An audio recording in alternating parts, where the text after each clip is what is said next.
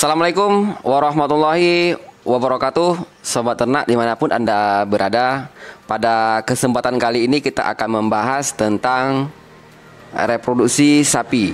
Nah sobat ternak, banyak peternak sapi yang menanyakan tentang lebih dari 3 kali sapinya dikawinkan, baik itu alamiah maupun IB tidak bunting. Nah, kenapa hal itu bisa terjadi dan bagaimana cara mengatasinya, dan kita akan bahas di sini. Sobat ternak, dalam ilmu reproduksi, normalnya sapi akan bunting 1-2 kali setelah dikawinkan. Nah, apabila lebih dari 3 kali dan tidak bunting, ini dikatakan dengan kasus repeat breeder atau kawin berulang. Banyak penyebab dari kasus ini, macam-macam. Namun diantaranya adalah yang lebih kita tekankan di sini atau sarankan di sini adalah perbaikan nutrisinya. Apakah itu asupan pokok maupun asupan tambahan. Nah, asupan pokok ini adalah pakan atau makanan utama, yaitu hijauan, ataupun ada yang menggunakan amoniasi jerami atau apapun itu, atau pakan fermentasi yang intinya adalah serat kasar. Sobat ternak, kemudian adalah pakan tambahan. Pakan tambahan ini adalah konsentrat, bahan pakan yang tinggi akan protein, rendah akan serat kasar, seperti konsentrat yang dijual oleh pabrik, kemudian seperti ampas tahu, pungkil kedelai. Nah, ini merupakan jenis konsentrat.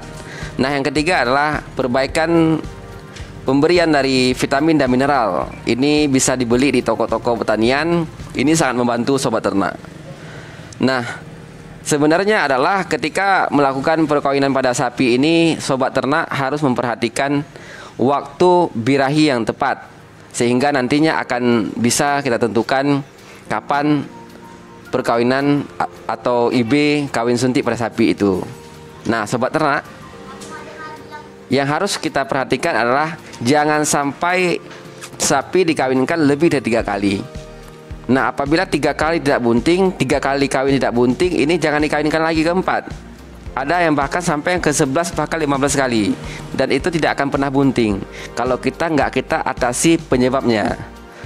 Nah, biasanya adalah yang harus peternak lakukan memberikan anti cacing, perbaikan nutrisi, pemberian vitamin dan mineral, kemudian keseimbangan pakan ternak yang sesuai, kemudian adalah memanggil petugas, apakah itu dokter hewan ataupun petugas reproduksi setempat. Nantinya akan dilakukan pemeriksaan. Nah, ada kasus di lapangan tuh kebanyakan terjadi endometritis subklinis atau peradangan pada bagian rahim yang bersifat subklinis. Lendir yang keluar biasanya berbentuk agak keruh. Kalau normalnya adalah lendir dari birahi itu putih bening. Nah, ini agak keruh, putih tapi agak keruh. Nah, ini biasanya terjadi peradangan. Nah, kalau peradangan ini mungkin saja terjadi pembuahan atau fertilisasi, namun tidak terjadi implantasi atau menempelnya sel telur atau menempelnya embrio pada endometrium. Nah, jika terjadinya endometritis ini atau peradangan rahim ini, hal itu tidak terjadi, sehingga menyebabkan sapi birahi kembali.